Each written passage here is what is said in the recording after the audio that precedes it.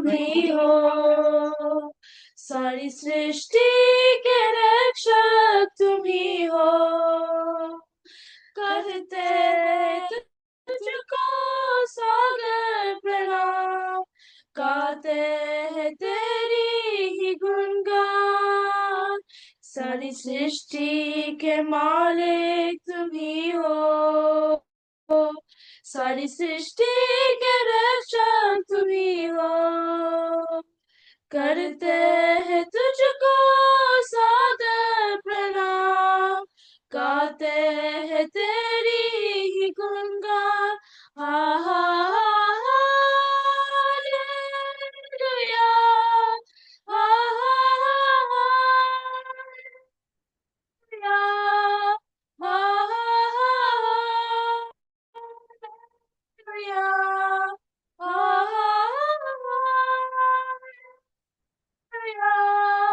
हा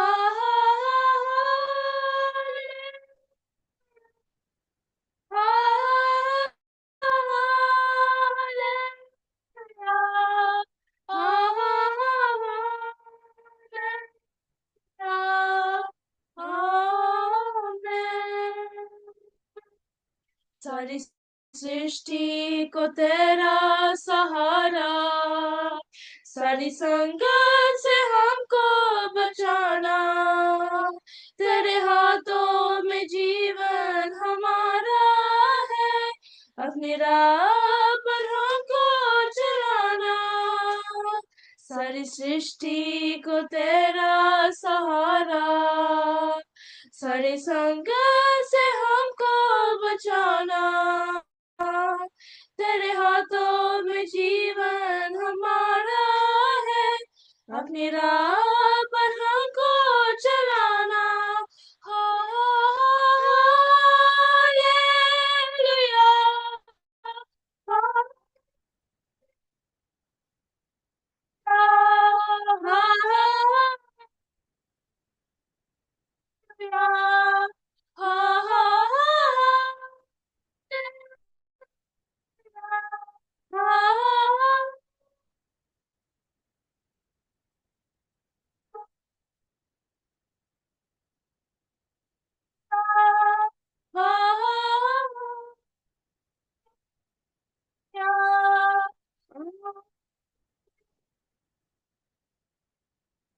तेरी हाथों की रचना हम पर है, तेरी करुणा, तन मन धन हमारा तेरा है, इसे शैतान को छूने न देना।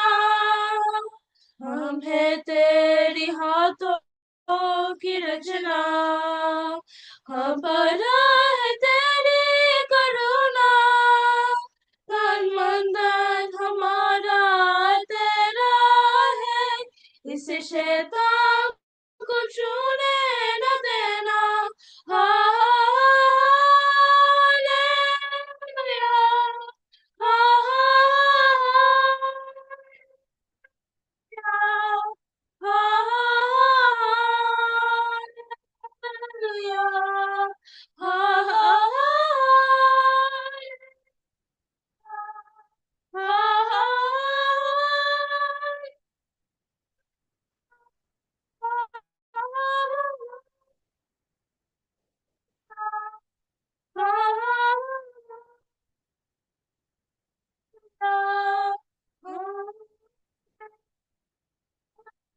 अब दूर नहीं है किनारा, धीरज को हमारे बनाना, जीवन की हमारी सुनैया को अब सागर में खोने न देना। अब दूर नहीं है किनारा, धीरज को हमारे बनाना, जीवन की हमारी सुनैया को भव सागर में खोने न देना। हाँ,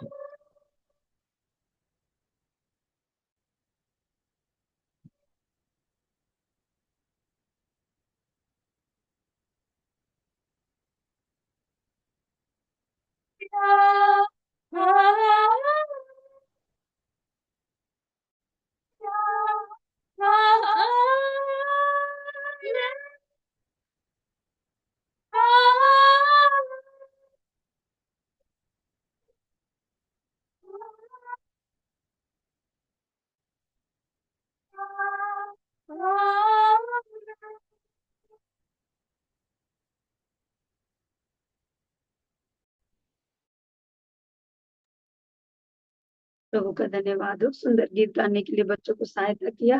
बच्चों को और भी परमेश्वर आशीष दे और भी गीत गाने में परमेश्वर उनको और भी ऊंचा उठाए। उनके എഫേസ്യ ലേഖനമാണല്ലോ നമ്മൾ हम ധ്യാനിച്ചുകൊണ്ടിരിക്കുന്നത്. हम इन दिनों में एफेसियों का पत्रिका जो मनन कर रहे हैं, നമ്മൾ കഴിഞ്ഞ ആഴ്ച 4-ാം അധ്യായത്തിന്റെ ഏകദേശം തീരാറായി, അല്ലെങ്കിൽ അതിന്റെ കുറെ ഭാഗങ്ങൾ നമ്മൾ ധ്യാനിച്ചു. 14 अध्याय हम लोग मनन करते आ रहे हैं, करीब समाप्त होने जा रहे हैं. ഞാൻ കുറച്ച് ഭാഗങ്ങൾ കൂടെ വളരെ ഇമ്പോർട്ടൻ്റ് ആയിട്ടുള്ള ചില കാര്യങ്ങൾ കൂടെ ഒന്നും കൂടെ നമ്മളൊന്ന് ഓർക്കുവാൻ വേണ്ടി ചില കാര്യങ്ങൾ ഒരിക്കൽ കൂടി ഞാൻ പറയുന്നു. कुछ महत्वपूर्ण बातें मैं एक बार और मैं आपको बताना चाहता है. എഫേസ്യ ലേഖനം 4-ാം അധ്യായം അതിന്റെ 19-ാം വാക്യം, ചാപ്റ്റർ 4 വേഴ്സ് 19. ये एफेसियों का पत्रिका 4 अध्याय का 19वां वाक्य को हम पढ़ेंगे और वे सुन होकर लुचपन में लगे गया है कि सब प्रकार की गंदे काम लालसा से किया करे. ഓക്കെ, അതിനകത്ത് ആ ദൈവത്തിന്റെ ജീവനിൽ നിന്ന് അകന്നു പോവുക എന്നുള്ള ഒരു വാക്യവും പറയുന്നുണ്ടോ?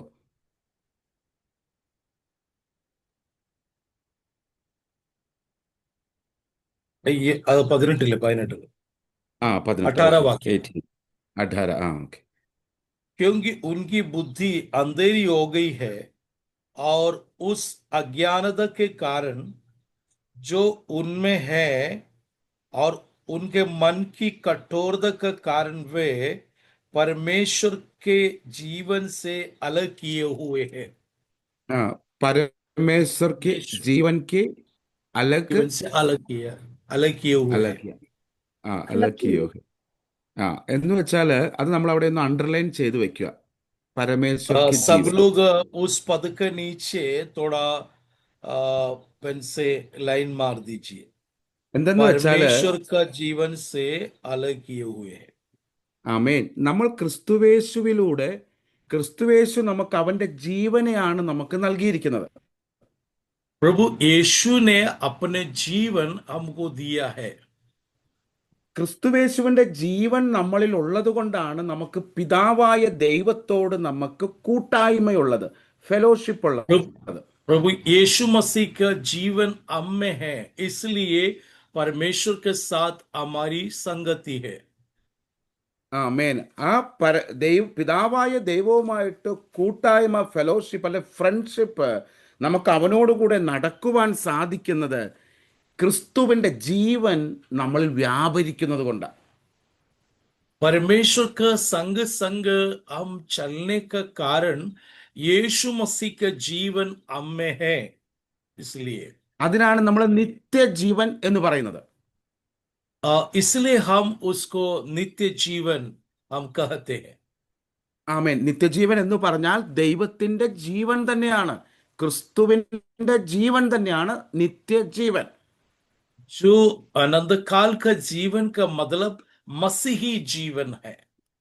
അപ്പൊ ഇവിടെ പറയുകയാണ്, അപ്പസ്തലൻ നമ്മളെ പഠിപ്പിക്കുകയാണ്, നമ്മൾ പിന്നെയും നമ്മുടെ പഴയ ജീവിതത്തിലേക്ക് മടങ്ങിപ്പോയാൽ, പഴയ പാപ സ്വഭാവങ്ങളിലേക്ക് നമ്മൾ പിന്നെയും മടങ്ങിപ്പോയാൽ നമ്മൾ ഈ ദൈവത്തിന്റെ ജീവനിൽ നിന്ന് അകന്നകന്നകന്നകന്നു പോകും.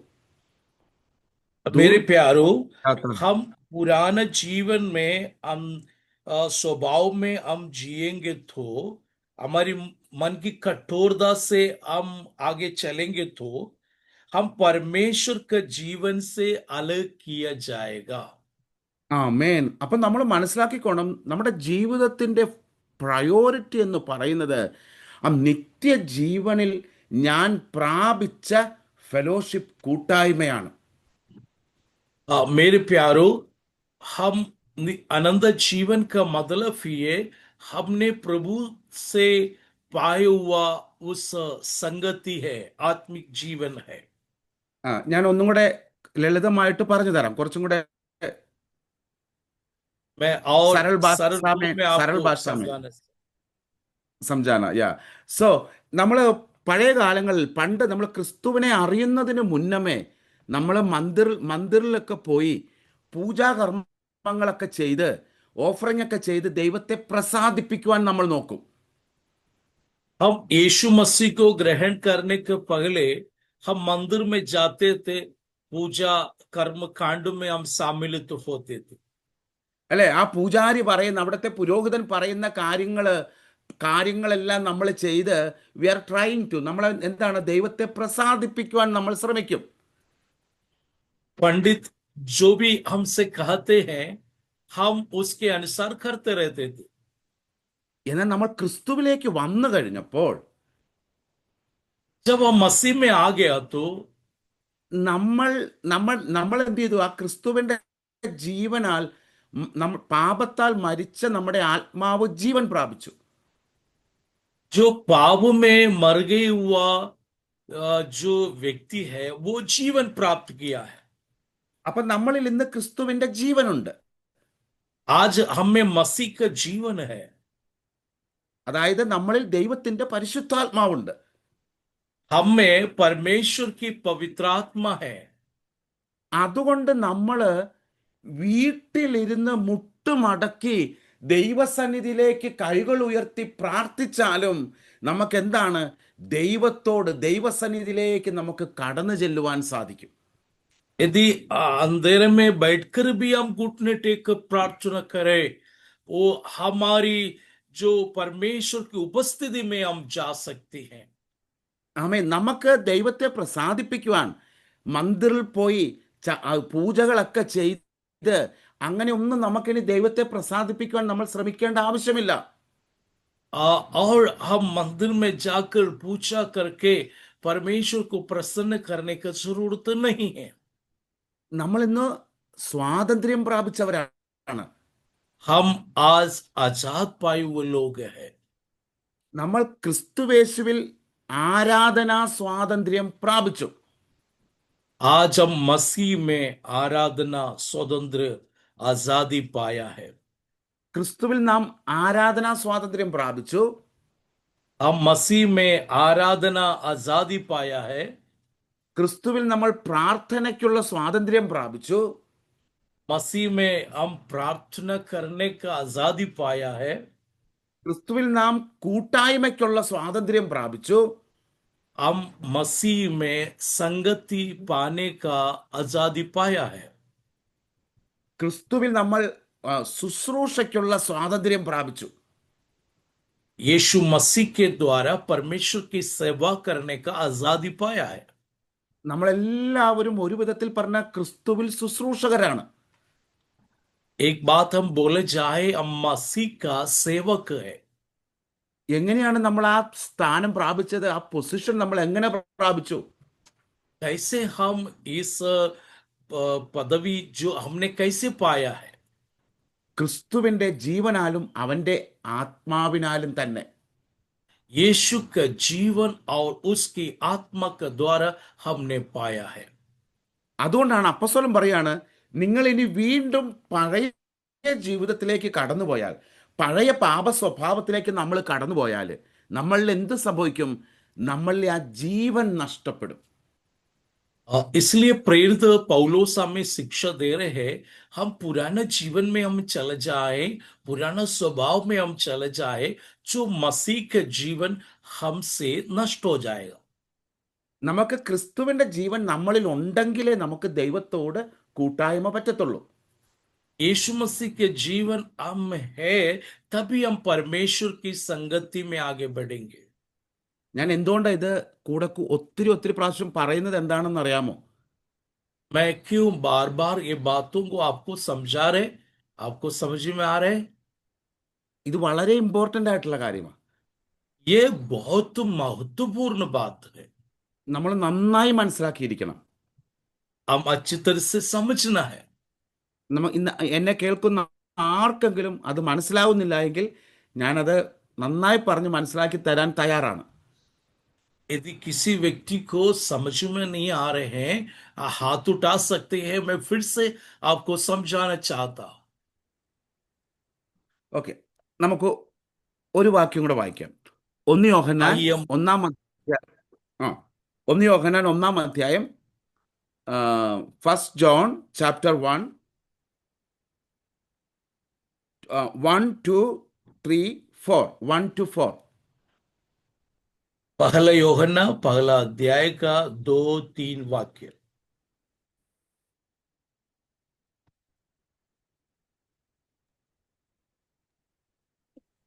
यह जीवन प्रकट यह हुआ जीवन यह यह जीवन जीवन प्रकट हुआ और हमने उसे देखा और उसकी गवाही देते हैं और तुम्हें उस अनंत जीवन का समाचार देते हैं जो पिता के साथ था और हम पर प्रकट हुआ। जो कुछ हमने देखा और सुना है उसका समाचार तुम्हें भी देते हैं, इसलिए कि तुम भी हमारे साथ सहभागी हो और हमारी यह सहभागिता पिता के साथ और उसके पुत्र यीशु मसीह के साथ है।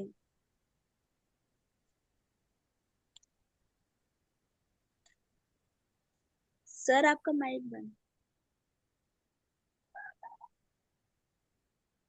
യോഹന്നാൻ അപ്പോസ്തലൻ ഇവിടെ ക്രിസ്തുവേശുവിനെ ദൈവത്തിൻ്റെ ജീവനായിട്ടാണ് പറയുന്നത്.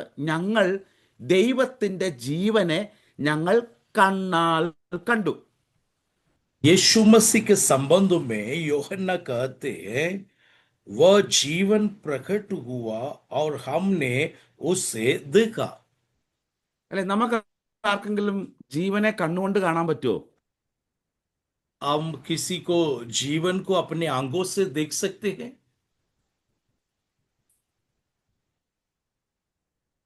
പറ്റത്തില്ല. നമുക്ക് കണ്ണുകൊണ്ട് കാണാൻ പറ്റത്തില്ല. അപ്പൊ എന്തുകൊണ്ടായിരിക്കാം യോഹന്നാൻ അപ്പോസ്തലൻ ഇത് ഞങ്ങൾ ജീവനെ കണ്ടു, ജീവനെ തൊട്ടു, ഞങ്ങളെ ജീവനെ അറിഞ്ഞു എന്ന് പറയുവാനുള്ള കാരണം എന്തായിരിക്കും? यूहन्ना प्रेरित यूहन्ना ऐसा क्यों कहा? हमने जीवन को देखा, हमने जीवन को छुआ, हमने जीवन को प्राप्त किया. कैसे यूहन्ना ने എന്ത് कहा? എന്തുകൊണ്ടെന്നാൽ ആ ദൈവത്തിൻ്റെ ജീവന്റെ വ്യാപാര ശക്തി അവർ ക്രിസ്തുവിനോട് കൂടി ആയിരുന്നപ്പോൾ അവർ അനുഭവിച്ചറിഞ്ഞു.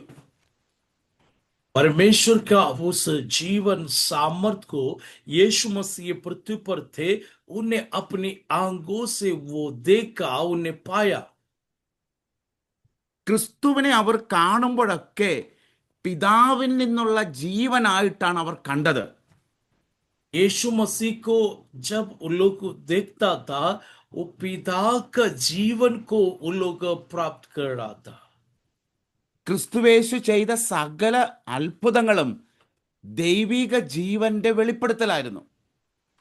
यीशु मसीह ने किए हुआ हर एक चमत्कार परमेश्वर की जीवन की प्रकटीकरण था. അല്ലെ, ലാസറിനെ നമുക്കറിയാമല്ലോ, ലാസറിന്റെ കഥ അറിയാമല്ലോ. ലാസർ മരിച്ച് 3 നാൾ കഴിഞ്ഞ് കർത്താവായ യേശുനാഥൻ ലാസറിന്റെ അടുക്കൽ ചെല്ലുകയാണ്. हम लाजर के बारे में सुना है. लाजर मरने के बाद तीसरे दिन के बाद यीशु मसीह वहां गया. അല്ലെ, നമുക്ക് ആ യോഹന്നാന്റെ സുവിശേഷം 11-ാം അധ്യായം നമുക്കെടുക്കാം. यूहन्ना सुसमाचार 11 अध्याय को हम देखें. അതിന്റെ 20-ാം വാക്യം, 20 വാക്യം. उसकी 20 वाक्य को हम पढ़ेंगे. 11 का 20 हम पढ़ेंगे.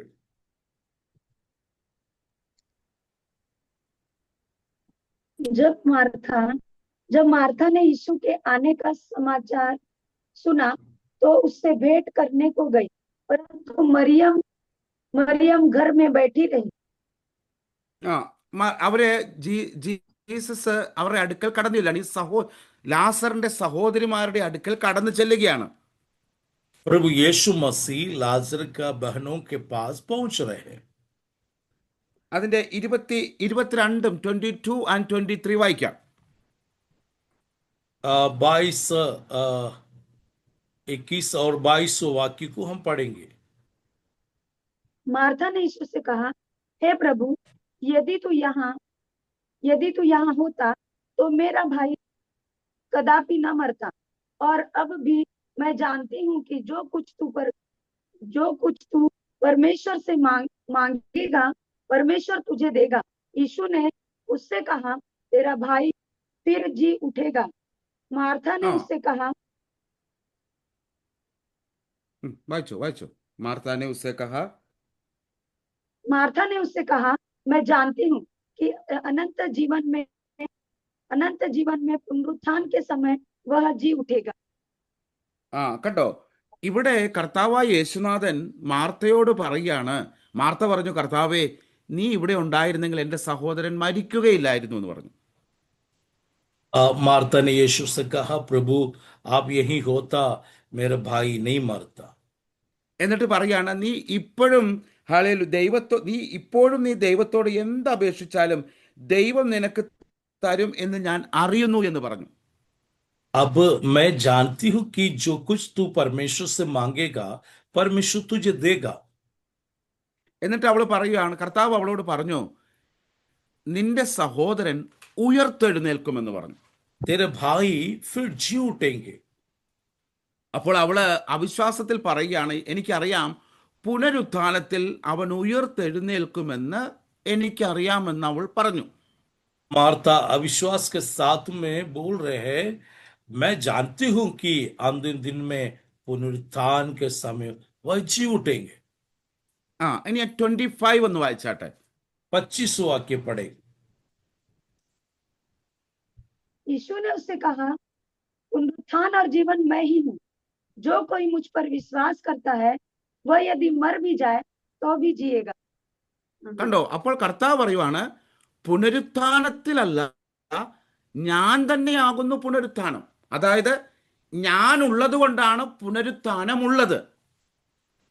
यीशु मसीह कह रहे हैं, पुनरुत्थान में ही हूं, मैं जो हूं मैं हूं, इसलिए पुनरुत्थान होंगे। അല്ലെ, നീ പറയുന്നു എൻ്റെ സഹോദരൻ പുനരുത്ഥാനത്തിൽ ഉയർത്തെഴുന്നേൽക്കുമെന്ന് നീ പറയുന്നു. ഈ പുനരുത്ഥാനം ഞാൻ തന്നെയാകുന്നു, ഞാൻ ഉള്ളത് കൊണ്ടാണ് പുനരുത്ഥാനവും ഉള്ളത്. तू कहती है पुनरुत्थान के दिन में जी उठेंगे, परंतु मैं कह रहा हूं, मैं ही पुनरुत्थान और जीवन हूं। ജീവൻ ഹേ. അതുകൊണ്ടാണ് എന്നിട്ട് നമ്മൾ തൊട്ട് താഴെ കടന്നു വരുമ്പോൾ, ഹല്ലേലൂയ, നമുക്കതിൻ്റെ ഞാനിത് മൊത്തം വായിക്കുന്നില്ല, 39, 39 and 40 നമുക്കൊന്ന് വായിക്കാം. 39 और 40 पढ़ेंगे। 39 और 40। यीशु ने कहा, पत्थर हटाओ। उस मरे हुए की बहन मार्था उससे कहने लगी, हे प्रभु, उसमें से अब तो दुर्गंध आती है, क्योंकि उसे मरे 4 दिन हो चुके हैं। यीशु ने उससे कहा, क्या मैंने तुझसे नहीं कहा था कि यदि तू विश्वास करेगी तो परमेश्वर की महिमा को देखेगी। കണ്ടോ, ഇവിടെ കല്ലറയുടെ വാതിൽ തുറക്കാനായിട്ട് കർത്താവ് ആവശ്യപ്പെട്ടു. यहां कब्रिस्तान के जो ढक्कन खोलने के लिए यीशु ने कहा। അപ്പൊ മാർത്ത അവിടെ നിന്ന് അവിശ്വാസത്തിന്റെ വാക്ക് പറയുകയാണ്. वहां मार्था खड़ी होकर अविश्वास की बात कह रही है। കർത്താവെ, മരിച്ചിട്ട് 4 ദിവസമായി, നാറ്റം വരും എന്ന് അവൾ പറഞ്ഞു. हे प्रभु, उससे अब तो दुर्गंध आती है, क्योंकि उसे मरे 4 दिन हो चुका है। എന്നാൽ കർത്താവ് അവളോട് പറയുകയാണ്, ഹല്ലേലൂയ, വിശ്വസിച്ചാൽ നീ ദൈവത്തിന്റെ മഹത്വം കാണുമെന്ന് നീ അറിയുന്നില്ലയോ? तू विश्वास करे, परमेश्वर की महिमा को देखेंगे। എന്നിട്ട് ഹല്ലേലൂയ, കർത്താവ് അതിന്റെ 43-ാം വാക്യം കൂടെ വായിക്കാം. 43. 43 हम पढ़ेंगे। यह कहकर उसने बड़े शब्द से पुकारा, हे लाजर, निकल आ। എന്നിട്ട് കർത്താവ് അവിടെ നിന്നൊരു പ്രാർത്ഥിച്ചതിന് ശേഷം കർത്താവ് ലാസറിനെ വിളിച്ചു പറയുകയാണ്, ലാസറേ, നീ പുറത്തു വരിക എന്ന് പറഞ്ഞു. प्रभु यीशु मसीह ये कर बड़े शब्द से पुकारा, हे लाजर निकल आओ। അപ്പൊ ഇവിടെ നമ്മൾ മനസ്സിലാക്കിക്കോണം, ഇവിടെ ഒരു ചത്ത ശരീരമാ, ജീവനില്ലാത്ത ഒരു ശരീരമാ. यहाँ मरे हुए एक शरीर है, उनमें जीवन नहीं है। അല്ലെ, 4 ദിവസമായി ഈ ലാസർ ഈ കല്ലറയ്ക്കകത്ത് ഇരിക്കുവാൻ തുടങ്ങിയിട്ട്. 4 दिन हो गया लाजर इस कब्र के अंदर है। യഹൂദന്മാരുടെ വിശ്വാസമനുസരിച്ച് 3 ദിവസം ആത്മാവ് അവിടെ തന്നെ ചുറ്റിപ്പറ്റി കാണും. यहूदियों का जो कहने के अनुसार जो मरे हुए आत्मा 3 दिन तक घूमते फिरते रहेंगे, उनको അതുകൊണ്ടാണ് कहना है। കർത്താവ് 4-ാമത്തെ ദിവസം വരുന്നത്. इसलिए यीशु मसीह ने 14 दिन में आया। 3 ദിവസം കഴിയുമ്പോൾ ആത്മാവ് എടുക്കപ്പെടും. 3 दिन के बाद आत्मा उठा लिया जाएगा। അല്ലെങ്കിൽ ഇവര് പറയും ഈ ആത്മാവിനെ ഇവൻ വരുത്തിച്ചതാന്ന് പറയും. नहीं तो ये लोग कहेंगे आत्मा को उसने बुलाया है। അങ്ങനെ പറയാതിരിക്കുവാൻ ഇവിടെ ജീവന്റെ വ്യാപാരമാണ് നടന്നതെന്ന് ഇവർക്ക് ബോധ്യം വരുത്തുവാൻ കർത്താവ് മനഃപൂർവ്വമായിട്ട് 4-ാമത്തെ ദിവസമാണ് ലാസറിന്റെ അടുക്കൽ കടന്നു വരുന്നത്. इसलिए वो जीवन का काम है, जीवन की सामर्थ्य का काम है, यह हम जो हो रहे करके उन यहूदी लोग समझने के लिए यीशु मसीह ने 14 दिन में आया। അപ്പൊ ചത്ത ഒരു ശരീരത്തിൽ ജീവൻ പ്രാപിക്കണമെങ്കിൽ അതിന് ജീവനെ നൽകിയേ പറ്റൂ. एक मरे हुआ लाश में यदि जीवन आना है तो उसमें जीवन देने की जरूरत है। അപ്പൊ ലാസറിന്റെ ശരീരത്തിലേക്ക് സർവശക്തനായ ദൈവം അവന്റെ ജീവനെ തന്നെയാണ് നൽകുന്നത്, പകരുന്നത്. लाजर का शरीर में प्रभु यीशु मसीह जीवन ही दिया है। അപ്പം ഇതുകൊണ്ടാണ് ഞാൻ പറഞ്ഞത്, കർത്താവ് ചെയ്ത അത്ഭുതങ്ങളിലെല്ലാം ദൈവത്തിന്റെ ജീവന്റെ വ്യാപാരമുണ്ടായിരുന്നു. यीशु मसीह ने किए हुआ चिन्ह और चमत्कार में परमेश्वर की जीवन वह उपस्थिति थे। അല്ലെ, നമുക്കറിയാമല്ലോ 12 വർഷക്കാലം രക്തസ്രാവക്കാരിയായിരുന്ന സ്ത്രീയെ കുറിച്ച് കേട്ടിട്ടുണ്ടല്ലോ. 12 साल से लघु बहाने वाला बीमारी से ग्रसित थी एक बहन के बारे में हम सुनते हैं।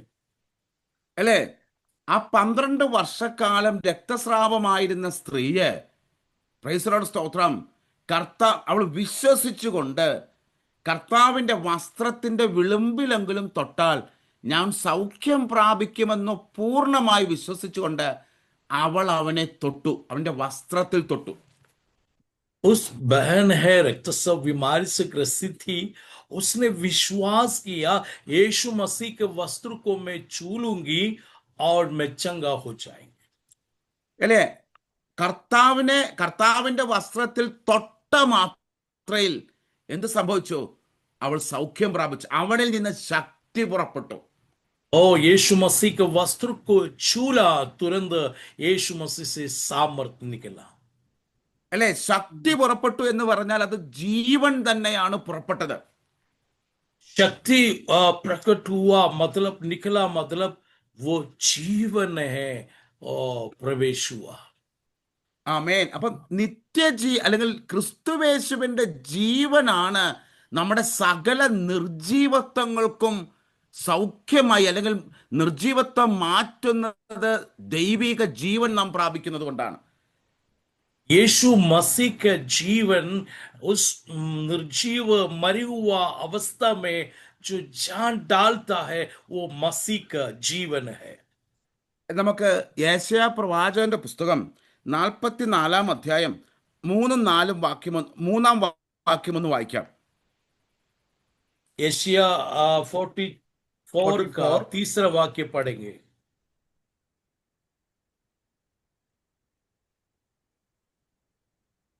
क्योंकि मैं प्यासी भूमि पर जल और सूखी भूमि पर धाराएं बहाऊंगा, मैं तेरे वंश पर अपनी आत्मा और तेरी सस्तिस उंडेलूंगा। കണ്ടോ, ദാഹിച്ചിരിക്കുന്നിടത്ത് ഞാൻ വെള്ളവും വരണ്ട നിലത്ത് നീരൊഴുക്കുകളും പകരും. നിന്റെ സന്തതിമേൽ എൻ്റെ ആത്മാവിനെയും നിന്റെ സന്താനത്തിനു മേൽ എൻ്റെ അനുഗ്രഹത്തെയും പകരും. ഇത് ദൈവിക വാഗ്ദത്തമാണ്. ये परमेश्वर की ओर से वायदा है, ഇത് ജീവന്റെ വാഗ്ദത്തമാണ്. ये जीवन की वायदा है। പ്രിയമുള്ളവരെ, നമ്മൾ കർത്താവായ യേശു ക്രിസ്തുവിൽ ആത്മീക സൗഖ്യം മാത്രമല്ല, ശാരീരിക സൗഖ്യവും നമുക്ക് പ്രോമിസാണ്, വാഗ്ദത്തമാണ്. मेरे प्यारो, हम प्रभु की उपस्थिति में हमें आत्मिक जीवन के साथ साथ शरीर की जीवन भी परमेश्वर की वायदा है। അല്ലെ, നമ്മൾ കേട്ടിട്ടില്ലേ, ഡോക്ടർമാര് ഉപേക്ഷിച്ച കേസുകൾ വരെയും സർവശക്തനായ ദൈവത്തിന്റെ കൃപയാൽ സൗഖ്യമായ അനേക സാക്ഷ്യങ്ങൾ നമ്മൾ കേട്ടിട്ടുണ്ട്. आप लोगों ने गवाही सुना होगा, जो डॉक्टर लोगों ने छोड़ दिया और घर ले जाओ कहते हैं, ऐसा रोगी भी प्रभु यीशु के द्वारा चंगाई होते हैं। അല്ലെ, നിർജീവമായിരിക്കുന്ന അവയവങ്ങള്, കിഡ്നി, ലിവർ, ഇതുപോലെയുള്ള അവയവങ്ങൾ വീണ്ടും പുതുക്കം പ്രാപിച്ച് സൗഖ്യം പ്രാപിച്ച അനുഭവങ്ങൾ നാം കേട്ടിട്ടുണ്ട്. और जो निर्जीव है, जो काम नहीं कर सकते, ऐसी शरीर के अंगों को, किडनियों को, लिवर, कई प्रकार का जो है वो सामर्थ पाके चंगाई पाया है। ഈ ലാസറിന്റെ സഹോദരിയോട് പറഞ്ഞ കാര്യം തന്നെയാണ് കർത്താവ് നമ്മളോടും പറയുന്നത്. लाजर की बहन से यीशु ने जो कहा वो आपसे भी कह रहे हैं। ഞാനാകുന്നു പുനരുത്ഥാനവും ജീവനും. पुनरुत्थान और जीवन में ही हूं। എനിക്ക് മരുഭൂമിയെ മലർവാടിയാക്കുവാൻ എനിക്ക് സാധിക്കും. जो प्यासा भूमि पर जल, सूखी भूमि पर धारा है, जो है जंगल, वो बाड़ी बारी फलदाई बारी बना सकते हैं। നിർജീവമായിരിക്കുന്ന നിങ്ങളുടെ ശരീരത്തിന്റെ അവസ്ഥകളെ ജീവനുള്ളതാക്കി മാറ്റുവാൻ ദൈവത്തിന് സാധിക്കും. तुम्हारा शरीर का जो निर्जीव अंगों में सामर्थ डाल सकता है। എന്തെന്ന് വെച്ചാൽ ദൈവത്തിന്റെ ജീവനെ പ്രാപിക്കുവാനാണ് ഞാനും നിങ്ങളും ഇന്ന് ക്രിസ്തുവേശുവിൽ കടന്നു വന്നിരിക്കുന്നത്. परमेश्वर का जीवन प्राप्त करने के लिए मैं और आप यीशु की उपस्थिति में आया है। ഇതുകൊണ്ടാണ് യോഹന്നാൻ പറഞ്ഞത്, ഞങ്ങൾ ജീവനെ കണ്ടു, ജീവനെ തൊട്ടു, ഞങ്ങൾ ജീവനെ അറിഞ്ഞു. इसलिए यूहन्ना ने कहा, हमने जीवन को देखा, जीवन को चुना, जीवन को प्राप्त किया करके यूहन्ना ने कहा।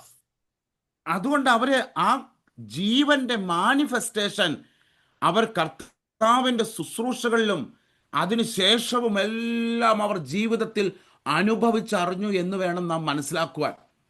उस जीवन को यीशु मसीह के संग चल चल के उन्हें उस जीवन को अपने जीवन में पाया।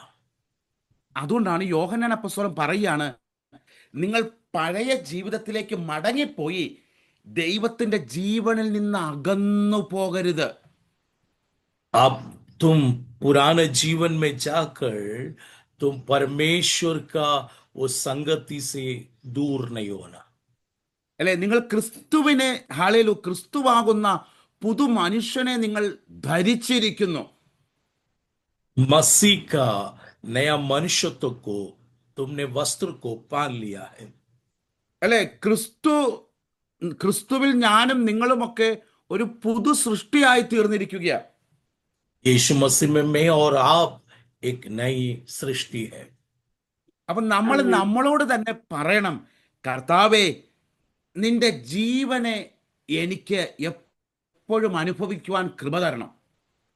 हम प्रभु से ये कहेंगे, प्रभु आपका जीवन प्रतिदिन मैं अनुभव करने के लिए मेरी सहायता कर। ഇപ്പൊ രാവിലെ നിങ്ങളിപ്പോ എഴുന്നേക്കുവാണ്, सुबह आप सो के उठते हैं, അല്ലെ, രാവിലെ ഇപ്പൊ മോർണിംഗ് പ്രേയറിനായിട്ട് എഴുന്നേറ്റിട്ട് നമ്മൾ പ്രാർത്ഥിച്ചോണം, കർത്താവെ, ഞങ്ങൾ ആരാധിക്കുമ്പോൾ, പ്രാർത്ഥിക്കുമ്പോൾ, വചനം ധ്യാനിക്കുമ്പോൾ നിന്റെ ജീവന്റെ കൂട്ടായ്മ ഞങ്ങൾക്ക് അനുഭവിക്കുവാൻ അധികമായ കൃപ തരണം.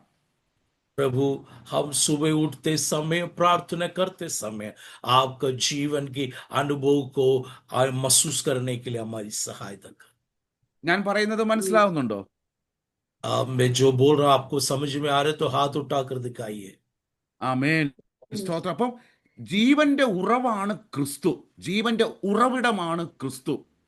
जीवन की स्रोता प्रभु यीशु मसीह है। അത് ധാരാളമായി കുടിക്കുവാൻ ദൈവം നമുക്ക് കൃപ നൽകിയിരിക്കുന്നു. हमें इसको पीने के लिए परमेश्वर ने हमें अनुग्रह दिया है। ഇനി നമുക്ക് എഫേസ്യ ലേഖനം 4:22, 23, 24. एफेसियों का पत्रिका 4 अध्याय का 22 और 23 को हम पढ़ेंगे। कि तुम पिछले चाल चलन के पुराने मनुष्यत्व को जो भरमाने वाली अभिलाषाओं के अनुसार भ्रष्ट होता जाता है उतार डालो और अपने मन के आत्मिक स्वभाव में नए बनते जाओ 24. और नए मनुष्यत्व को पहन लो जो परमेश्वर के अनुरूप सत्य की धार्मिकता और पवित्रता में सृजा गया है। കണ്ടോ, ഇവിടെ നമ്മൾ വായിച്ച് മനസ്സിലാക്കിയേ. ഹല്ലേലൂയ. അതുകൊണ്ട് നമ്മൾ ക്രിസ്തുവിലേക്ക് കടന്നു വന്നപ്പോൾ നമ്മൾ ഒരു ഡിസിഷൻ എടുത്തു, ഒരു തീരുമാനം നമ്മൾ എടുത്തു. हम यीशु मसीह में आया, हमने एक निर्णय लिया है। അല്ലേ? നമ്മൾ ഇനി പഴയ ഞങ്ങളുടെ സ്വഭാവത്തിലേക്ക് മടങ്ങിപ്പോവുകയില്ല. हम पिछले चाल चल पुराना मनुष्यत्व की ओर हम नहीं जाएंगे। ഞാൻ ക്രിസ്തുവാകുന്ന പുതു മനുഷ്യനെ ധരിച്ചിരിക്കുന്നു. मैं मसीह का वस्त्र को मैंने पहन लिया है। ആമേൻ. അപ്പോ എന്നിട്ട് പറയണം ക്രിസ്തു എങ്ങനെയുള്ളതാണെന്നാണ് 24-ാമത്തെ വാക്യം പറയുന്നത്. 24 वाक्य मसीह कैसे हैं करके वहां लिखा है। അല്ലേ? സത്യത്തിന്റെ ഫലമായ നീതിയിലും വിശുദ്ധിയിലും ദൈവാനുരൂപമായി സൃഷ്ടിക്കപ്പെട്ട പുതു മനുഷ്യനെ ധരിച്ചുകൊള്ളുവിൻ. और नया मनुष्यत्व को पहन लो जो परमेश्वर का अनुरूप सत्य की धार्मिकता और पवित्रता में सृजा गया है। അത് ഞാൻ ഒരു ചെറുതായിട്ട് ഒന്നും കൂടെ ഒന്ന് പറഞ്ഞു തരാം. നമുക്കറിയാമല്ലോ, ഏദൻ തോട്ടത്തിൽ ദൈവം നമ്മളെ എങ്ങനെയാ സൃഷ്ടിച്ചത്? മനുഷ്യനെ आदिम बगीचे में मनुष्य को कैसे सृष्टि किया? अपने स्वरूप में, सादृश्य में। അല്ലെ? ദൈവത്തിന്റെ സ്വരൂപത്തിലും സാദൃശ്യത്തിലും ദൈവം മനുഷ്യനെ സൃഷ്ടിച്ചു. परमेश्वर का स्वरूप और सादृश्य में हमें सृष्टि किया। പക്ഷെ പാപം വന്നപ്പോൾ ഉണ്ടല്ലോ, ആ സാദൃശ്യം നഷ്ടമായി. जब पाप आ गया वो परमेश्वर का सादृश्य नष्ट हो गया। അല്ലെങ്കിൽ ആ ഗ്ലോറി നമുക്ക് നഷ്ടപ്പെട്ടു, ദൈവത്തിന്റെ തേജസ് നമുക്ക് നഷ്ടപ്പെട്ടു. परमेश्वर की उस महिमा नष्ट हुआ। നമ്മൾ വെറും മനുഷ്യരായി തീർന്നു. हम केवल एक मनुष्य बन गया। അപ്പൊ പക്ഷെ ക്രിസ്തുവിൽ നമ്മൾ വന്നപ്പോൾ, मसीह में हम आया है, ക്രിസ്തുവിനെ നമ്മൾ സ്നാനത്തിലൂടെ ധരിച്ചപ്പോൾ बपतिस्मा के द्वारा यीशु मसीह को हमने धारण किया। ദൈവം പറയാണ്, നിങ്ങൾ വീണ്ടും ദൈവാനുരൂപരായി മാറ്റപ്പെട്ടു. यीशु मसीह ने कहा तुम फिर से परमेश्वर का अनुरूप आ गया है। അല്ലെങ്കിൽ ക്രിസ്തുവിലൂടെ, അതുകൊണ്ടാണ് പറയുന്നത് ഒരുവൻ ക്രിസ്തുവിലായാൽ പുതിയ സൃഷ്ടിയാകുന്നു. इसलिए लिखा है जो मसीह में है वो नई सृष्टि है। അപ്പൊ എന്തുവാണ് ദൈവ അനുരൂപം എന്നാണ് ഇവിടെ ദൈവത്തോടുള്ള അനുരൂപത്വം എന്താണെന്നാണ് ഇവിടെ പറയുന്നത്. यहाँ जो कह रहे സാദൃശ്യം हैं എന്താണ്? परमेश्वर का अनुरूप सत्य की धार्मिकता पवित्र आत्मा में तुम सादृश्य बन गया हो। ദൈവത്തോട് സാദൃശ്യമാവുക എന്ന് പറഞ്ഞാൽ ക്രിസ്തുവാകുന്ന സത്യത്തെ അറിഞ്ഞു കഴിഞ്ഞപ്പോൾ അവിടെ നമുക്ക് ലഭിക്കുന്ന ക്രിസ്തുവിന്റെ നീതിയും വിശുദ്ധിയിലുമാണ് നമ്മൾ ദൈവത്തോട് സമന്മാരായിത്തീരുന്നത്, അല്ലെങ്കിൽ ക്രിസ്തുവിനോട് സമന്മാരായിത്തീരുന്നത്. मसीह के द्वारा हमें प्राप्त होने वाला धार्मिकता और पवित्रता के द्वारा हम यीशु मसीह का सादृश्य बन रहे। ആമേൻ. അപ്പം ദൈവം നമ്മളെ കാണുന്നത് ക്രിസ്തുവിലാണ്, നമ്മളെ ഓരോരുത്തരെയും കാണുന്നത്. परमेश्वर हमें जो देख रहे मसीह के द्वारा में देख रहा है। എന്നെ കാണുമ്പം പിതാവായ ദൈവം പറയും, ദേ എൻ്റെ പുത്രനാൽ പുതുമനുഷ്യനായി തീർന്ന സോണി, ദൈവാനുരൂപമായി മാറ്റപ്പെട്ട സോണി. मुझे देखकर ये कहते हैं परमेश्वर का अनुरूप बन गया सोनी। അല്ലെ എന്ന് പറഞ്ഞാല് ഇനി എൻ്റെ റെസ്പോൺസിബിലിറ്റിയാണ് ആ ക്രിസ്തുവാകുന്ന സത്യത്തിൽ നിലനിൽക്കണം. मेरी जिम्मेदारी है यीशु मसीह का सत्य में बने रहना। ക്രിസ്തുവാകുന്ന നീതി എൻ്റെ ജീവിതത്തിൽ എപ്പോഴും കാണണം. यीशु मसीह का धार्मिकता मुझ में होना है। അവന്റെ വിശുദ്ധി ഞാൻ കാത്തു സൂക്ഷിക്കുന്നവനായിരിക്കണം. उसकी पवित्रता में संभालने वाला होना है। ആമേൻ. അതാണ് ഈ അപ്പസ്തോലൻ ഇവിടെ നമ്മളെ പഠിപ്പിക്കുന്നതിന്റെ ഉദ്ദേശം. അതാണ് ये प्रेरित हमें सिखाने का उद्देश्य हुई है। എന്നിട്ട് കുറെ ഉപദേശങ്ങൾ നമുക്ക് തരുന്നുണ്ട് ഇവിടെ. यह हमें बहुत शिक्षाएं देता है। ഞാനത് വേഗം ഒന്ന് പറഞ്ഞു പോകാം. നമുക്ക് പലതും അറിയാവുന്ന കാര്യങ്ങളാണല്ലോ. मैं जल्दी बोल के जाना चाहता हूँ, कई बातें आप जानते हैं। ഇവിടെ പറയുന്ന കാര്യങ്ങൾ സത്യം സംസാരിക്കണം. पहली बात वो हमें सच्चाई बोलना है। ഭോഷ്ക് ഉപേക്ഷിക്കണം, ഫൂളിഷ്നെസ്. भोष्क हमें छोड़ना है। രണ്ടാമത് സഹോദരന്മാരുമായിട്ട് സ്നേഹത്തിലുള്ള കൂട്ടായ്മ ഉണ്ടാകണം. भाइयों के साथ प्रेम के साथ संगति रखना। കോപിക്കരുത്, കോപിച്ചാൽ പാപം ചെയ്യരുത്. जो क्रोध नहीं करना, क्रोध करे तो पाप नहीं करना। ആമേ. നമുക്കറിയാലോ, കയീനും ആബേലിന്റെയും കഥ അറിയാമല്ലോ. काइन और हाबिल का कहानी आप जानते हैं। കയീന്റെ ഹൃദയത്തിൽ അവൻ കോപം സൂക്ഷിച്ചു വെച്ചു. काइन अपने दिल में क्रोध को गुस्सा को अपने हृदय के अंदर रखा। ആ അസൂയയും ക്രോധവും കോപവും എല്ലാം അവൻ ഇങ്ങനെ ഹൃദയത്തിൽ കൂട്ടി വെച്ചു. उसने क्रोध और कोप सब काइन ने अपने मन में बना कर रखा। അതൊരു വലിയ പാപമായി അവനിൽ നിന്ന് പുറത്തേക്ക് വന്നു. वो बहुत पाप के रूप में वो प्रकट हुआ। ആ സഹോദരനെ കൊല്ലുവാൻ തക്കതായ ദേഷ്യം അവന്റെ ജീവിതത്തിൽ കടന്നു വന്നു.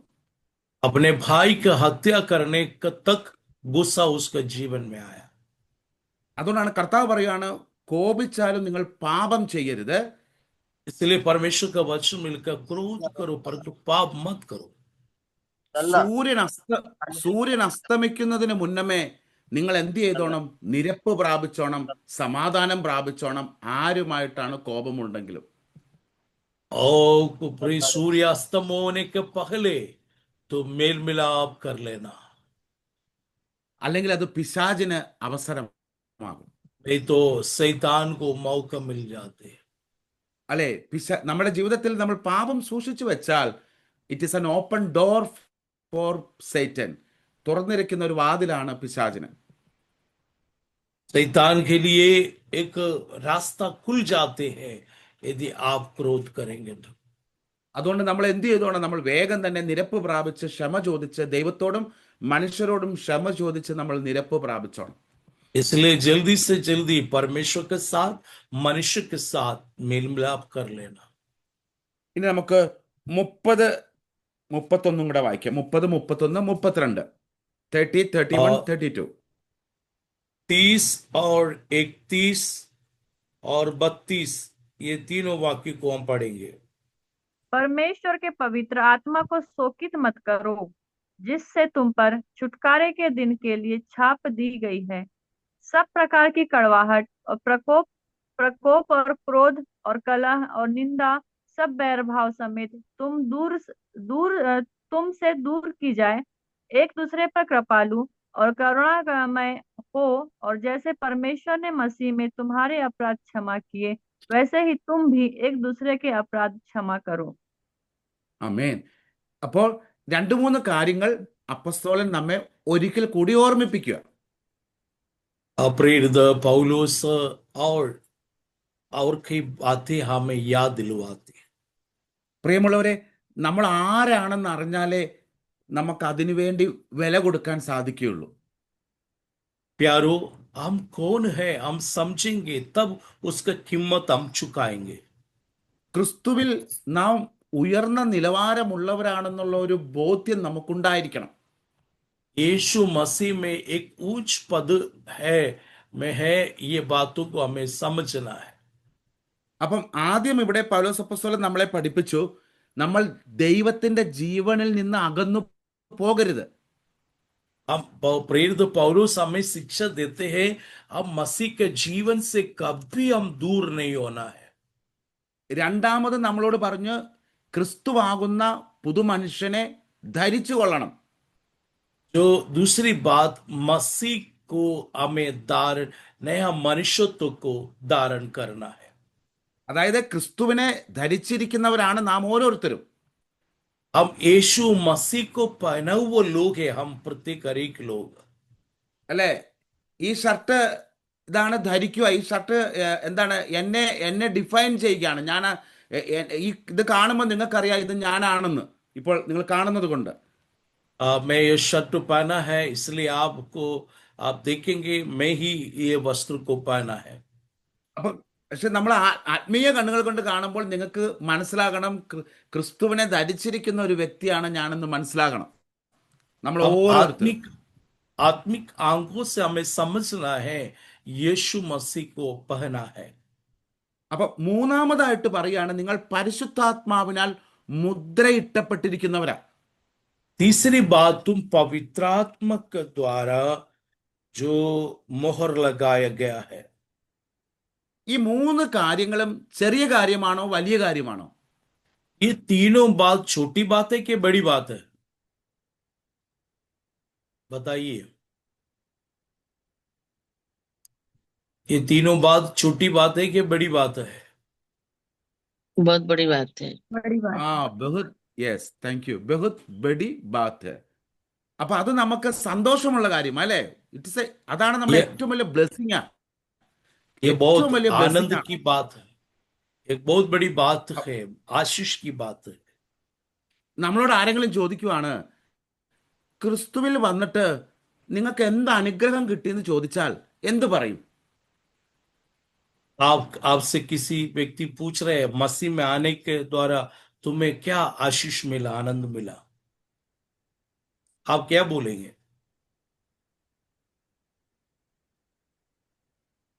जीवन मिला। ആ आशीष भी ജീവൻ मिला, മിലാ. साथ में या अनंत जीवन भी. അനന്ത ജീവൻ. നമുക്ക് ക്രിസ്തുവിന്റെ ജീവനെ നമ്മൾ പ്രാപിച്ചിരിക്കുന്നു. നമ്മൾ ദൈവത്തിന്റെ മക്കളായിരിക്കുന്നു. ക്രിസ്തുവിനെ ധരിച്ചിരിക്കുന്നു. പരിശുദ്ധാത്മാവെന്ന മുദ്ര നാം പ്രാപിച്ചിരിക്കുന്നു. ഒരു വീണ്ടെടുപ്പിനായിട്ട് നമ്മെ സൂക്ഷിച്ചിരിക്കുന്നു. ഇവിടത്തെ आ- അനുസരിച്ച് 4 കൂട്ടം കാര്യങ്ങളുണ്ട്. हमें आनंद जीवन पाया है, हमने हमारा जो चाप लगा हुआ पवित्र आत्मा का द्वारा चाप लगाया है, और इस प्रकार की जो 4 बातें हम यहाँ पाई जाती हैं. ആമേൻ, ഹല്ലേലൂയ. ഇതാണ് നമ്മുടെ ജീവിതത്തിലെ ഏറ്റവും വലിയ അനുഗ്രഹം. यही हमारे जीवन की सबसे बड़ी आशीष. അല്ല, ഞാൻ എപ്പോഴും പറയുന്നത് പോലെ അവന്റെ മക്കളായി തീരുവാൻ, പിതാവായ ദൈവത്തിന്റെ മക്കളായി തീരുവാനുള്ള മഹാഭാഗ്യം നമുക്ക് ലഭിച്ചു. परमेश्वर का पुत्र होने का एक बहुत बड़ा सौभाग्य हमें मिला है. അതുകൊണ്ടാണ് ഇവിടെ പറയുന്നത്, ദൈവത്തിന്റെ പരിശുദ്ധാത്മാവിനെ ദുഃഖിപ്പിക്കരുത്. इसलिए लिखा है परमेश्वर के पवित्र आत्मा को शोकित मत करना. എന്തെന്ന് വെച്ചാൽ നമ്മൾ അവന്റെ ആലയമാണ്. क्योंकि हम उसकी मंदिर है. അല്ലെ? നമുക്കൊന്ന് വായിക്കാം, ആ വാക്യം മാത്രം ഒന്ന് വായിക്കാം. 2 കൊരിന്ത്യൻസ് 2 कोरिन्थिय chapter 6 verse 16. 6 अध्याय का 16. 2 और कोरिन्थिय 6 मूर्तियों अध्याय. के साथ परमेश्वर के मंदिर का क्या संबंध? क्योंकि हम तो जीवते परमेश्वर के मंदिर हैं, जैसा परमेश्वर ने कहा है, मैं उनमें बसूंगा और उनमें चला फिरा करूंगा और मैं उनका परमेश्वर होऊंगा और वे मेरे लोग होंगे. കണ്ടോ, നമ്മൾ പരമേശ്വർക്ക് മന്ദിർ ഹേ, നമ്മൾ ജീവനുള്ള ദൈവത്തിന്റെ മന്ദിരങ്ങളാണ്. हम जीविते परमेश्वर का मंदिर है। അതുകൊണ്ടാണ് ഇവിടെ പറയുന്നത് ദൈവത്തിന്റെ പരിശുദ്ധാത്മാവിനെ ദുഃഖിപ്പിക്കരുത്. इसलिए परमेश्वर पवित्र आत्मा को हम शोकित नहीं करना है। നമുക്ക് എന്നിട്ട് പറയാണ് നമ്മളെ വീണ്ടെടുപ്പ് നാളിനായി മുദ്രയിട്ടിരിക്കുന്നു. हमारे छुटकारे पाने के दिन के लिए मोहर लगाया है। നമുക്കൊരു വീണ്ടെടുപ്പുണ്ട്. നമ്മളെ പൂർണ്ണമായി ദൈവം വീണ്ടെടുക്കുന്ന ഒരു ദിവസമുണ്ട്. हमें परमेश्वर छुटकारा देने वाले एक दिन है। നമ്മൾ പൂർണ്ണമായും കർത്താവിനോടുകൂടെ നിത്യതയിൽ വസിക്കുന്ന ഒരു ദിവസമുണ്ട്. हम संपूर्ण इससे स्वर्ग में नित्यता में वास करने वाले एक दिन है। ആമേ. അപ്പൊ നമ്മൾ തന്നെ നമ്മുടെ ജീവിതത്തിൽ തീരുമാനമെടുത്തോണം.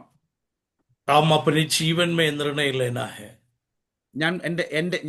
ഞാൻ പരിശുദ്ധാത്മാവിന്റെ ആലയമാണ്. मैं परमेश्वर का मंदिर हूँ। ഞാൻ എന്നിൽ വസിക്കുന്ന പരിശുദ്ധാത്മാവിനെ ഞാൻ ദുഃഖിപ്പിക്കില്ല. मुझे वास करने वाला पवित्र आत्मा को मैं दुखित नहीं करूंगा। ആമേ. ഇനി ദുഃഖിപ്പിച്ചാലും എന്തു ചെയ്തോണം? ദൈവസന്നിധി കടന്നെന്ന് മനസ്സൃപിച്ച് പാപക്ഷമ പ്രാപിച്ചോണം. हम परमेश्वर को उपस्थिति में जाकर हम पापों से माफी मांगना है। ആമേൻ. നമുക്ക് അതിന്റെ 31 32 കൂടെ വായിക്കാം. और 31 और 32 वाक्य भी पढ़ेंगे। सब प्रकार की कड़वाहट और प्रकोप और क्रोध और कलंक और निंदा सब बैरभाव समेत तुमसे दूर किया जाए। एक दूसरे पर कृपालु और करुणामय हो, और जैसे परमेश्वर ने मसीह में तुम्हारा अपराध क्षमा किया, वैसे ही तुम भी एक दूसरे का अपराध को क्षमा करो। കണ്ടോ? നമ്മള് കോപവും ക്രോധവും എല്ലാം മാറ്റി അന്യോന്യം സ്നേഹിച്ച് അന്യോന്യം പുറത്ത് മനസ്സലിവുള്ളവരായി ക്ഷമിച്ച് നമ്മൾ ഓരോ ദിവസവും കടന്നു പോകണമെന്ന് ദൈവം ആഗ്രഹിക്കുന്നു. तो प्रकार के कड़वापन, प्रकोप, क्रोध, कलंक, निंदा, बैरभाव सब दूर करके हमें एक नया मनुष्य बनकर आगे बढ़ना है। പ്രിയമുള്ളവരെ, നമുക്ക് കണ്ണുകളെ അടയ്ക്കാം, പ്രാർത്ഥിക്കാം. आइए हम अपने आंखों को बंद करें, हम प्रार्थना करेंगे। സർവശക്തനും നിത്യനുമായ സർവേശ്വര കർത്താവേ, सर्वशक्तिमान पिता परमेश्वर, കർത്താവ്, ഇന്ന് പകൽക്കാലം അവിടുത്തെ തിരുസന്നിധിയിൽ കടന്നു വരുവാൻ ഞങ്ങൾക്ക് നൽകിയ കൃപയ്ക്കായി സ്തോത്രം. आज आपकी उपस्थिति में आने के लिए आपने दिए अवसर के लिए धन्यवाद। കർത്താവെ, നിന്റെ നാമം വാഴ്ത്തപ്പെടുമാറാകട്ടെ. प्रभु आपका नाम धन्य हो। കർത്താവെ, നിന്റെ ജീവനെ കുറിച്ച് ധ്യാനിക്കുവാൻ ഞങ്ങൾക്ക് കൃപ നൽകിയല്ലോ. आपका जीवन के बारे में ध्यान करने के लिए आपने कृपा किया। കർത്താവെ, അവിടുത്തെ ജീവനെ ഞങ്ങൾക്ക് വേണ്ടി ദാനമായി നൽകിയല്ലോ. आपका जीवन हमारे लिए दान दिया, धन्यवाद। കർത്താവെ, അവിടുത്തെ ജീവനാണല്ലോ ഞങ്ങളിൽ വ്യാപരിക്കുന്നത്. प्रभु आपका जीवन हमें व्यापार करते हैं। ആമേൻ. നീ ഞങ്ങളെ മകനും മകളുമാക്കി തീർത്തുവല്ലോ. प्रभु आपने हमें बेटा बेटी बनाया है। കർത്താവെ, അടിയൻ ഈ കടന്നു വന്നിരിക്കുന്ന ദൈവജനത്തെ അവിടുത്തെ കരങ്ങളിലേക്ക് ഏൽപ്പിച്ചു തന്ന് പ്രാർത്ഥിക്കുന്നു. आपकी उपस्थिति में आया आपके बच्चों को आपके हाथ में सौंप देते हैं। കർത്താവെ, അവരുടെ ആത്മാവിന് സന്തോഷവും സമാധാനവും ധാരാളമായി അവിടുന്ന് കൽപ്പിക്കുമാറാകണം. प्रभु आपकी आत्मा इनके जीवन में बड़ी शांति और आनंद देना हो। കർത്താവെ, അവരുടെ ശരീരത്തിന് പരിപൂർണ സൗഖ്യം അവിടുന്ന് കൽപ്പിക്കുമാറാകണം. प्रभु इनके शरीर में संपूर्ण चंगाई दे। प्रभु കർത്താവെ, അവിടുന്ന് ചങ്കായി കർണേവാല സൗഖ്യം തരുന്ന ദൈവമാണെന്ന് ഞങ്ങൾ അറിയുന്നു. प्रभु आप चंगा करने वाला परमेश्वर है, हम जानते हैं। കർത്താവെ, അവിടുത്തെ പരിപൂർണ സൗഖ്യം ഞങ്ങളുടെ മേൽ പകരണം. प्रभु संपूर्ण चंगाई आप देना पिता। കർത്താവെ, ട്രാൻസ്ലേറ്റ് ചെയ്ത ദൈവത്തിന്റെ ദാസനായി സ്തോത്രം ചെയ്യുന്നു. अनुवाद किया प्रभु का दास के लिए धन्यवाद करते हैं। കർത്താവെ, ലീഡ് ചെയ്ത വചനം വായിച്ച് സഹായിച്ച ദൈവത്തിന്റെ ദാസന്മാരെ ഏൽപ്പിച്ച് പ്രാർത്ഥിക്കുന്നു. प्रभु जी जो लीडिंग किया और प्रार्थना लेडी किया, वर्शिप किया, वचन को पढ़कर सुनाई, सबको आपके हाथ में सौंप देते हैं। എല്ലാ എല്ലാ ജീവിതങ്ങളെയും അവിടുത്തെ പൊന്നുകരങ്ങളിലേക്ക് ഏൽപ്പിക്കുന്നു. सभी जीवन को आपके हाथ में सौंप देते हैं। പിതാവിന്റെയും പുത്രന്റെയും പരിശുദ്ധാത്മാവിന്റെ നാമത്തിൽ അടിയനെ അനുഗ്രഹിച്ച് പ്രാർത്ഥിക്കുന്നു. पिता, पुत्र, पवित्रात्मा के नाम में आप आशीषों को देते हैं। കർത്താവെ, നിന്റെ കൃപയും കരുണയും അനുഗ്രഹവും ധാരാളമായി പകരുമാറാകണം.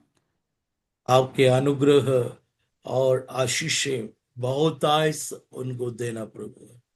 കർത്താവെ, അവിടുത്തെ കൃപയിൽ ഞങ്ങൾ ആശ്രയിക്കുന്നു. आपके अनुग्रह पर हम आश्रय करते हैं। കർത്താവെ, പുത്രന്റെ നാമത്തിൽ അടിയങ്ങൾ യാചിക്കുന്നു. കൃപ തോന്നി ദയ തോന്നി കേൾക്കുമാറാകണം. സ്വർഗീയ പിതാവേ, ആമേൻ, ആമേൻ, ആമേൻ. पुत्र के नाम से हम विनती करते हैं, प्रार्थना सुन और ग्रहण कर। आमीन, आमीन, आमीन। ആമേൻ. സബ്കോ ധന്യവാദ്. ജയ് മसीह की.